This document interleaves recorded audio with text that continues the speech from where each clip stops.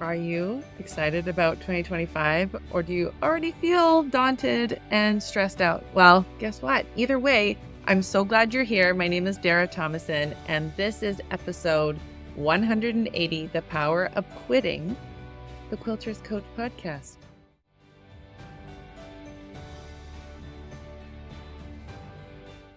What? She's talking about quitting at the beginning of a year. Oh my goodness. You are going to love this episode because I'm going to blow your mind a little on being that non-traditional person. So I would say I'm a mom of 5 kids. I was a school teacher. I'm 51 years old. I've just entered menopause. And I have built a coaching business for quilters. So in some ways I am very traditional. But in other ways I am completely unique and different. And I love it. I love being different. I love being 6 feet tall. I love being, non-traditional.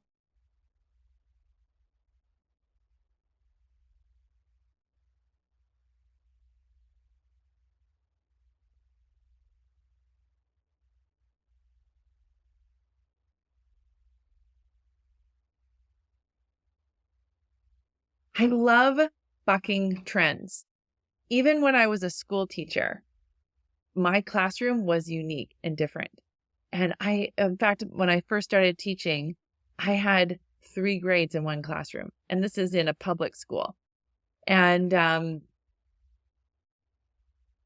so that is my natural intuition, is to be unique and different. I like that. But I also, and all of us have we all have similarities because we're all wired to belong. So this podcast is going to go against the grain in so many ways, but I'm going to show you that this concept that I'm teaching you is actually showing you how our society has been able to evolve and grow in so many incredible ways. And I don't know about you, but some of you have been thinking, what is my word for 2025? I know in the quilting world, we've been doing that for years and years. Everyone says like, this is my word, simplify, or creative, or whatever it is. And this year, I've combined bold and simplify at the same time. And I know that the reason I haven't grown my membership as big and as bodacious as I want to, because I haven't allowed myself to be as bold.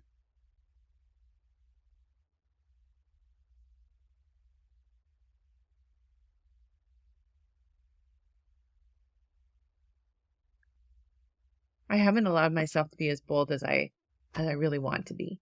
Because the truth is, I teach weight loss backwards. Pretty much all my approaches to weight loss are so different than anybody else. And I have to be honest, sometimes I get a little bit nervous because I don't want to have all these experts breathing down my neck telling me I'm doing it wrong. But guess what? The reason I hadn't lost weight was because I was always telling myself I was doing it wrong, because I never gave myself permission to do it how works best for me. So today's episode is going to be teaching you a skill called quitting.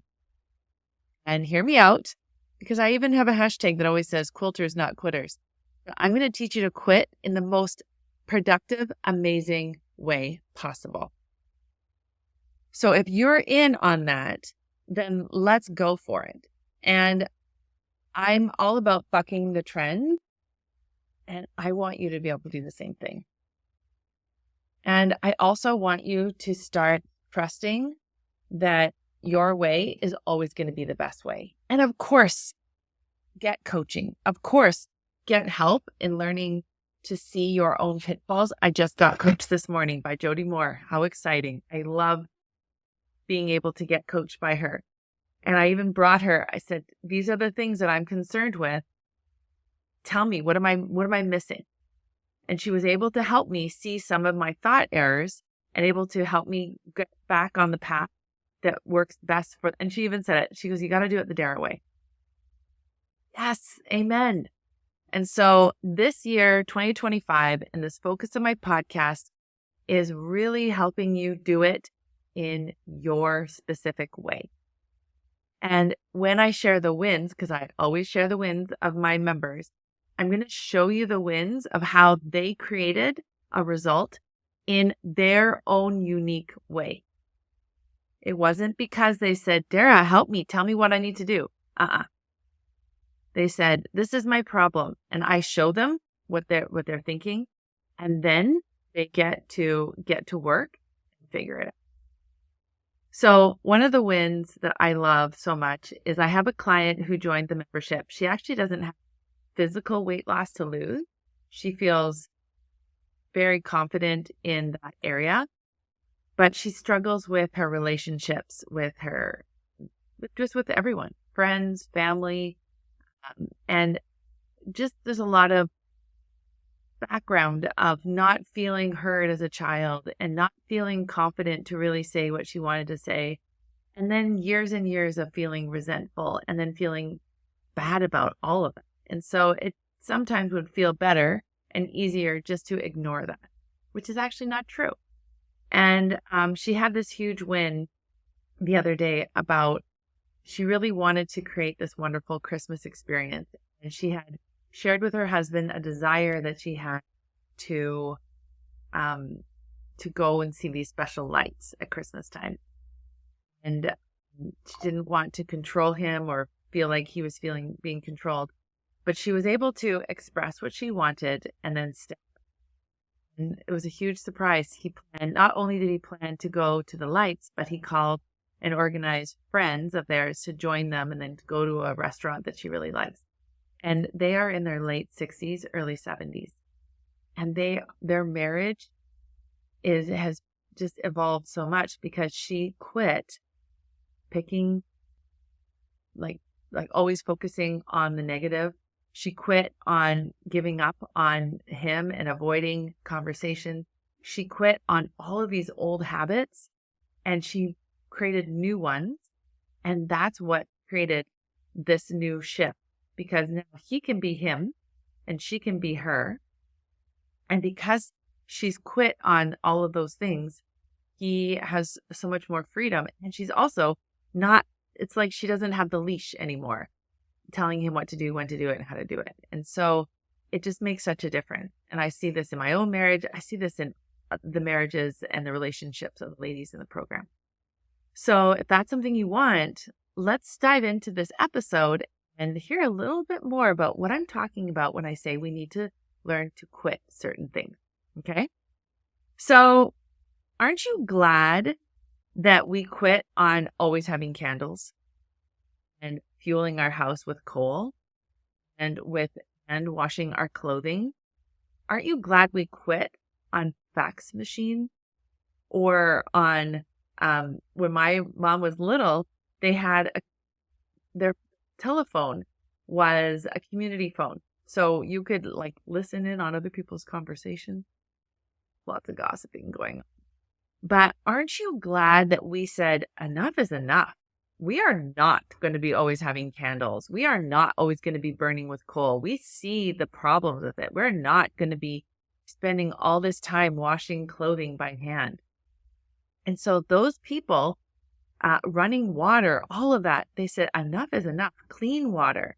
We are going to create a system. We are going to create a way that's going to help us so that we can have more time to do things that aren't so menial and so hard on our backs and so difficult. And so I love that. I love that these people decided we're going to quit this because this is not working. And so I want to ask you, what are some of your behaviors that you need to quit? this is really tricky. I get it. Because it means that you have to change. And in fact, in October of 2024, I joined this challenge. It was an end of year challenge for businesses. And he taught us some really important principles. And one of them was he talked about this level of accountability. And he talked about developing nations versus first, we don't say first world. Between like, what is the opposite? The developing nations and then, let me just look that up.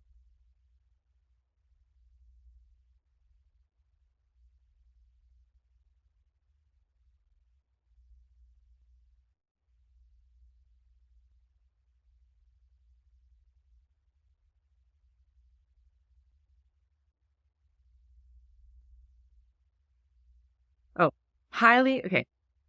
So he's talking about highly developed industrialized. Oh my goodness, this is hilarious. Oh my goodness. Okay, I'm not going to edit this part out. Are you kidding me?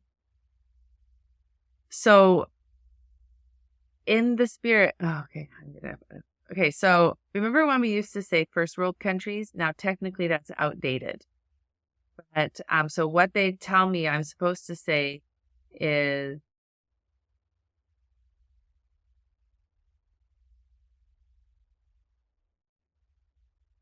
I'm not going to be sarcastic.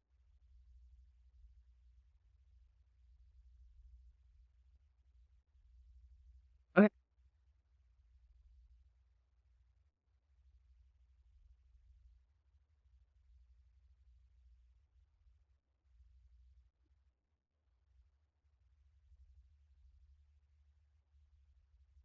So I'm in this challenge, and he was interviewing this world leader who goes in and helps developing countries, to become more developed and be more competitive in the bigger world stage.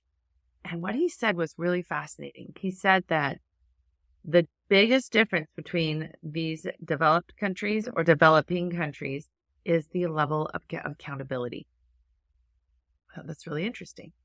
So in my own leadership, in my own business, my own company, I took that and I applied it to my team. And I said, I want higher accountability. How long did that thing take you? How long was this? And it was interesting because there was fight. There was push. They didn't actually want to have that level of accountability. Now, the other thing that's interesting is, what do we talk about for diet? We talk about the general dieting consensus is that we have to be highly accountable for every single calorie, every single bite, every single step, and we have to be trading it. But when I did that, I was rebellious and I was frustrated, felt really disempowered. And so in fact, I don't teach it necessarily intuitive eating, but I do teach I guess a variation of. I hadn't even actually thought of it as intuitive eating, but I had an accountability to actually me. I was accountable to my feelings, to the food that I was eating, and then I went on the scale every day, which I still do, and I am now accountable to me. So I have this high level of accountability, and I've created that system for me. And so when my team said, we don't actually want to be as accountable as she's asking, then they actually self-selected basically and said, I don't think this is a good fit. And so now I have a new team and we're building new systems that are actually going to be more accountable to me, which is very exciting. And now that I think about it, I was like, oh, I should have created systems that were built for them to be accountable to me and then having someone work in it. So now I have a new team, and that's how we've been building that, is like, this works well for me. Okay, this is what I want to see. Let's see if this is going to work together. Okay, so now my new team, it's on like a trial basis because we're just figuring it out. Now, the reason I'm sharing this is that the team that I had, they didn't want to have that level of accountability. And so they decided to quit, basically. I love that because that means they're going to fit. And we've been trying to put this square peg in a round hole for a year. And of course, there was some really good things, of course. But the biggest thing that I learned from all of this was that I wasn't being accountable to me. I wasn't asking them to be accountable to me. And so then I felt really disempowered. So, and I actually kind of knew this back in May and I didn't do anything about it. So my question for you is, how much of your life are you living that you're not feeling great about? That you're like, man, I wish I could change. I wish I could quit on saying no more. I wish I could quit on not having to start fresh all the time. Like January, this is January 2nd, 2025. Like, how many of us put pressure on ourselves to do really, really great? And there's so much pressure. What would it be like to just quit? What would it be like to just say, I don't actually have to lose weight? I have a client back in end of October. And I said, by the way, did you know that you don't have to lose weight? She looked at me and she's like, what are you talking about? I said, you look great. You're a beautiful woman. You're really well put together. You always have nice outfits. And she has like the cutest quilting t-shirts ever. And she's about, I don't know, when you look at the recommended weight, she's, I would say like 50 pounds overweight, maybe 60. But really, I'm like, I was 50 pounds overweight for a long time.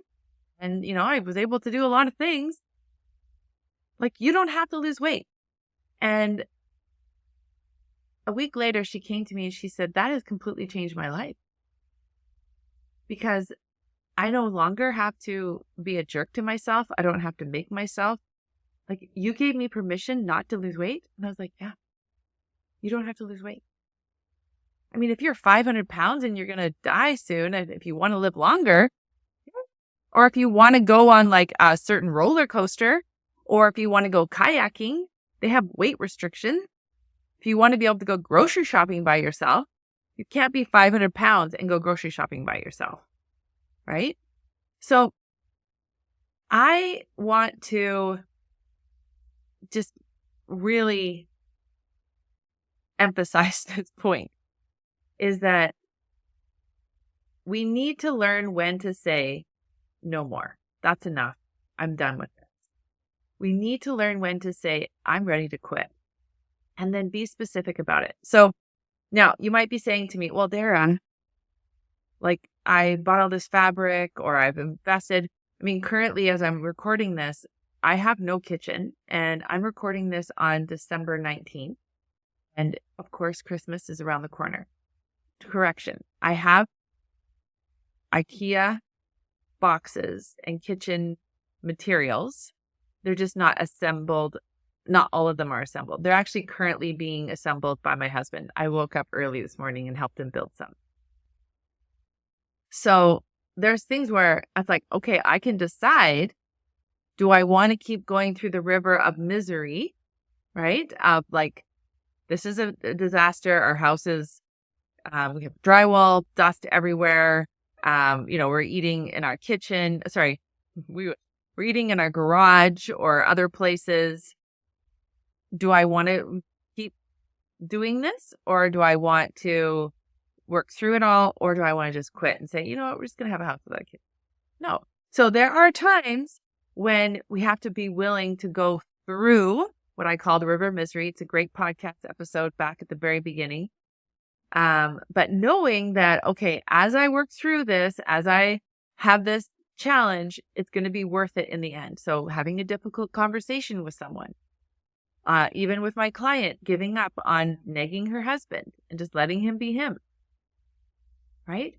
So we have to be willing to quit on certain things, and other things we have to just go through it. So I'm going to give a few more examples. I used to drink this crazy drink, this smoothie with like the whey that was from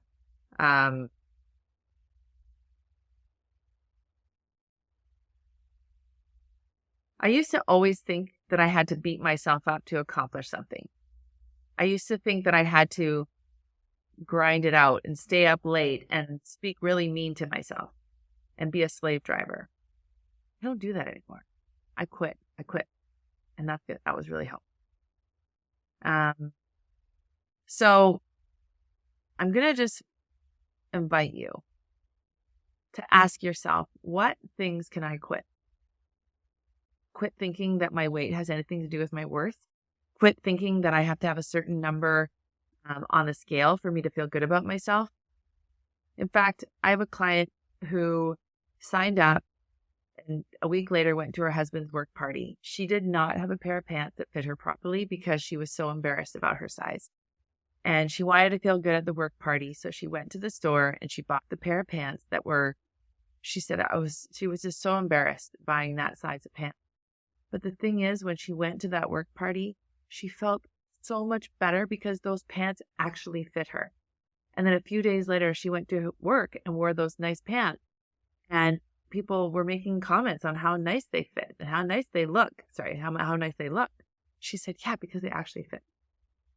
And chances are, if she keeps doing that thing and feeling like embracing that, those pants are going to start being pretty baggy soon because she's no longer needing to be such a jerk to herself. So, my challenge is to really look at the way you're thinking, the way you're talking to yourself, and then start disrupting. Just saying, maybe I just need to quit this. This is not helpful. This is not going to get me where I want to go. And seriously consider what being in my membership would look like. Because I truly teach weight loss backwards. I teach you how to embrace how you really are, your weight. I would teach you to embrace your current weight, treat yourself kindly, compassionately, and all the things that we've been told we shouldn't. And the more you do that, the more the weight loss is going to be easier, simpler, and actually inevitable. So if you want that for 2025 and the rest of your life, permanent weight loss, these life coaching tools truly do make this change. And I am here to help you all along the way. So the doors are open for the membership, and I invite you, if you're ready to go, let's do it. If you want to have a conversation with me, ask any questions, you can book a 20-minute free coaching call and we can talk about, I can give you some free help, and then we can talk about the program and if it's a good fit. Or if there's maybe you need to go to trauma therapy, maybe you need something else, but I definitely can help point you in the right direction. So I love that we're having these conversations in this podcast. It's such a pleasure for me to be able to do this for you. I am so grateful to those who have put podcasts out before. It was like I got a whole new life from listening to what they shared. So that is my hope for my podcast, is to really help you to create the kind of life that you really want, because I know 100% is totally possible. And when you learn these tools, finally quit on the things that aren't going to get you to where you want to be, that's when you get the progress. All right. Take care, everyone. Bye.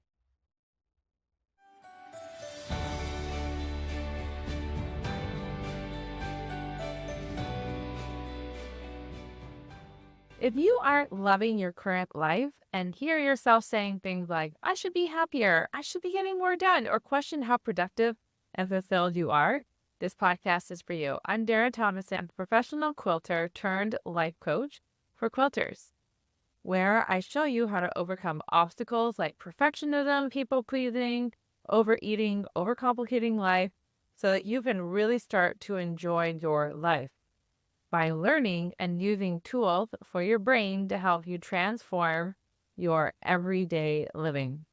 Are you ready to make these changes? I'm ready to help. Let's start your transformation one UFO at a time.